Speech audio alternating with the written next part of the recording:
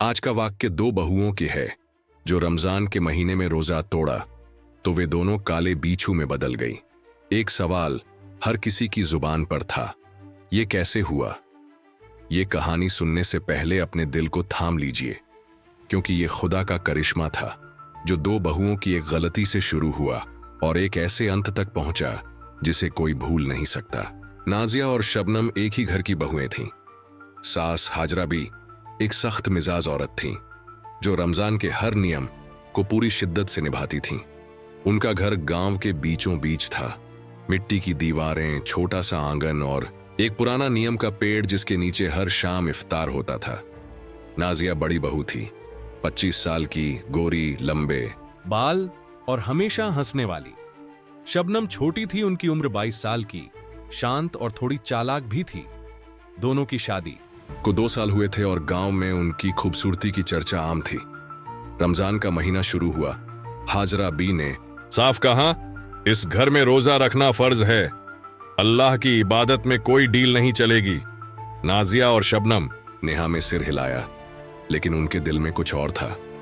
पहला हफ्ता ठीक गुजरा, सुबह सहरी, दिन भर रोजा और शाम को इफ्तार। लेकिन जैसे जैसे दिन बीते, दोनों को भूख और प्यास बर्दाश्त करना मुश्किल लगने लगा। एक दिन 11वें रोजे पर नाजिया ने शबनम से धीरे से कहा, क्या मजा है ऐसे जीने का, सास तो सो रही हैं, चल कुछ खा लेते हैं। शबनम ने पहले मना किया, लेकिन फिर लालच में आ गई। दोनों ने रसोई में जाकर छुपकर खाना खाया, खजूर, रोटी और एक गिलास पानी। खाते वक्त हंसी मजाक भी हुआ। नाजिया ने कहा, अल्लाह को क्या फर्क पड़ता है, वो तो रहम करने वाला है। शबनम ने हंसकर जवाब दिया, हाँ, और सास को पता भी नहीं चलेगा। लेकिन उस रात जब दोनों सोईं, उन्हें एक अजीब सपना आया। एक काली छाया उनके सामने खड़ी थी, जिसने कहा, तुमने रोजे का मजाक उड़ाया है, अब देखो खुदा की मर्जी क्या है। दोनों ने इसे सपना समझकर भुला दिया, लेकिन अगले दिन से कुछ बदलने वाला था। अगली सुबह नाजिया को अपने हाथों में एक अजीब सी खुजली महसूस हुई। उसने देखा तो उसकी उंगलियां थोड़ी सख्त और काली सी लग रही थीं। उसने शबनम को दिखाया, जो हंस पड़ी और बोली, शायद मेहनत ज्यादा कर ली। लेकिन शबनम के पैरों में भी वही अजीब सनसनाहट थी। दोनों ने इसे नजरअंदाज किया और दिन गुजारा। लेकिन रात को जब हाजरा भी मस्जिद गई थीं, दोनों ने फिर रोजा तोड़ा। इस बार उन्होंने चोरी छिपे सब्जी और चावल खाए। खाते वक्त उन्हें लगा जैसे कोई उन्हें देख रहा हो, लेकिन घर में कोई नहीं था। दिन बीतते गए और रमजान का आखिरी हफ्ता शुरू हुआ। अब तक दोनों की हालत बदलने लगी थी। नाजिया की पीठ पर काले धब्बे उभर आए और शबनम की आंखें पीली पड़ने लगीं। गांव वालों ने भी कुछ नोटिस किया। दोनों कम दिखाई देने लगीं और जब मिलती तो जल्दी जल्दी बात खत्म कर घर चली जाती। एक दिन हाजरा बी ने नाजिया से पूछा, तू इतनी चुप क्यों रहने लगी, और ये तेरे हाथों पर क्या है? नाजिया ने हंसकर कहा, कुछ नहीं बीबी, बस थकान है। लेकिन हाजरा बी को शक हो गया। रमजान की 27वीं रात को जब गांव वाले तरावीह की नमाज पढ़ रहे थे, नाजिया और शबनम ने फिर खाना खाया। इस बार उन्होंने बचे हुए बिरयानी के साथ शरबत भी पी लिया। लेकिन जैसे ही शरबत का आखिरी घूंट गले से उतरा, दोनों के शरीर में एक तेज जलन शुरू हुई। नाजिया चीख पड़ी, शबनम, ये क्या हो रहा है? शबनम ने अपने हाथ देखे। उसकी उंगलियां अब पतली और नुकीली हो रही थीं।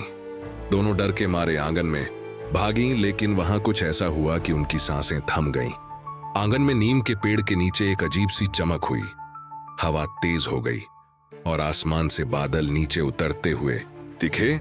नाजिया की पीठ अचानक झुक गई और उसकी चीख एक अजीब सी सिसकारी में बदल गई।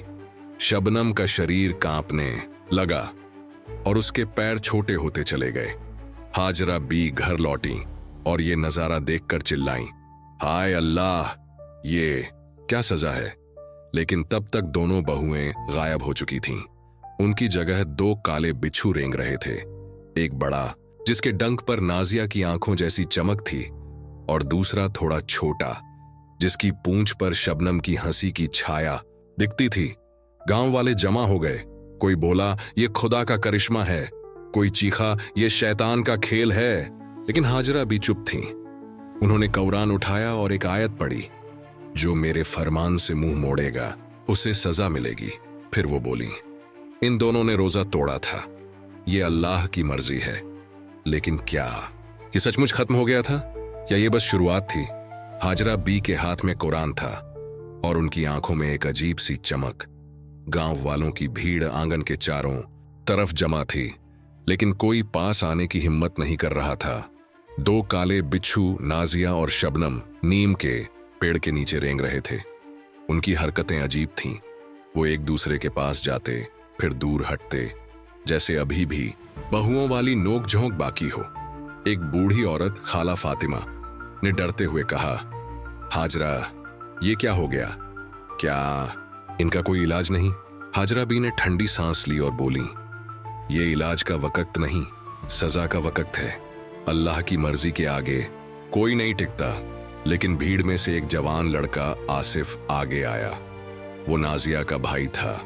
उसने गुस्से से कहा, बीबी, आप कुछ छुपा रही हैं, मेरी बहन ऐसी नहीं थी। ये सब अचानक कैसे हो गया?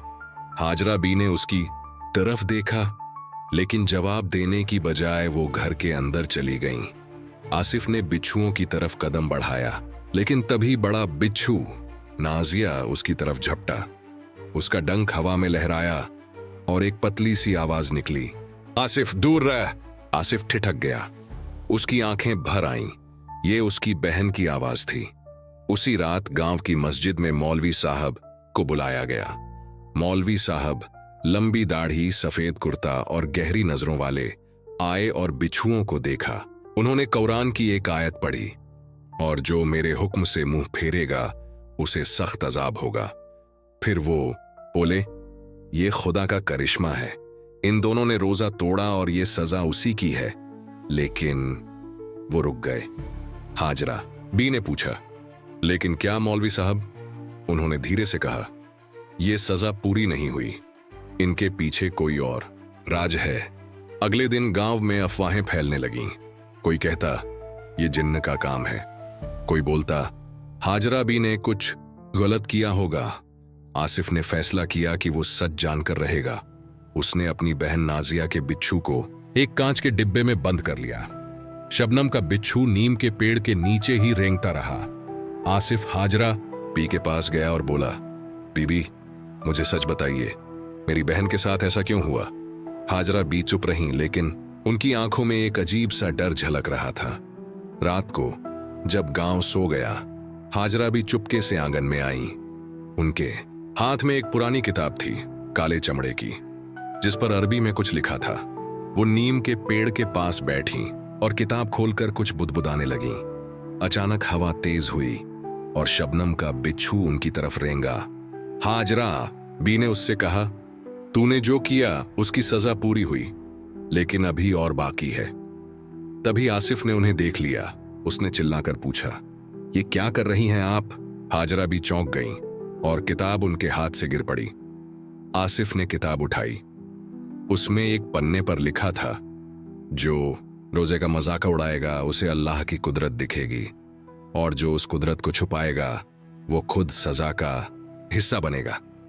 आसिफ ने हाजरा बी की तरफ देखा और बोला, क्या आपने कुछ किया था?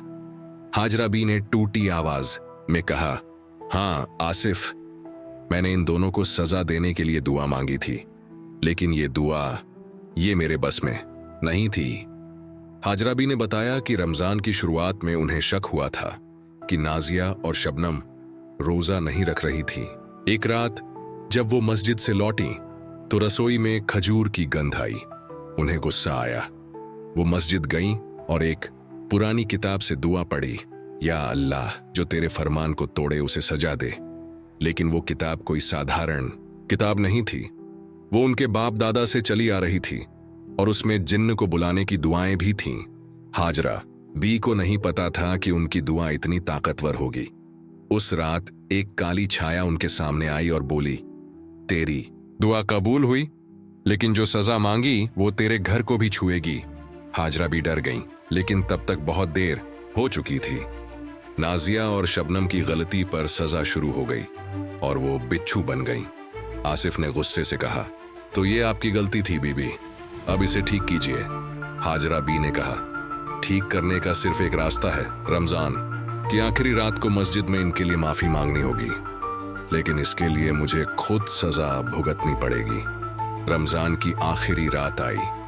हाजरा बी, आसिफ और गांव वाले मस्जिद में जमा हुए। नाजिया और शबनम के बिच्छू कांच के डिब्बों में थे। हाजरा बी ने कुरान उठाया और माफी की दुआ पढ़ी, या अल्लाह इनकी गलती माफ कर और मेरी भूल को भी बख्श दे।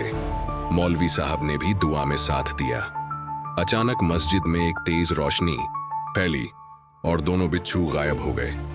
उनकी जगह नाजिया और शबनम खड़ी थीं, वापस इंसान बनकर, आंखों में आंसू लिए। गांव वालों ने अल्लाहू अकबर कहा और खुशी से तालियां बजाईं, लेकिन तभी हाजरा बी जमीन पर गिर पड़ी। उनकी सांसें तेज थीं और उनका शरीर कांप रहा था। आसिफ ने उन्हें उठाने की कोशिश की, लेकिन वो चीख पड़ी। उनके हाथ काले पड़ने लगे और उनकी पीठ पर वही धब्बे उभर आए जो नाजिया और शबनम पर थे। मौलवी साहब ने किताब खोली और पढ़ा, जो सजा मांगेगा वो खुद उसका हिस्सा बनेगा। हाजरा बी की आंखें बंद हुईं और जब खुली तो वो अब इंसान नहीं थी। उनकी जगह एक बड़ा काला बिच्छू खड़ा था। उसके डंक में उनकी सख्त नजरें चमक रही थीं। नाजिया और शबनम रो पड़ी। आसिफ ने उन्हें गले लगाया और कहा, यह खुदा की मर्जी थी। गांव वाले चुपचाप देखते रहे, लेकिन उस रात जब सब सो गए, मस्जिद के पास नीम के पेड़ के नीचे 3 बिच्छू रेंगते दिखे। नाजिया, शबनम और हाजरा भी। क्या वो सचमुच इंसान बनी थीं, या ये सिर्फ एक भ्रम था? आसमान से चांद चुपचाप देख रहा था और ये राज हमेशा के लिए राज बन गया।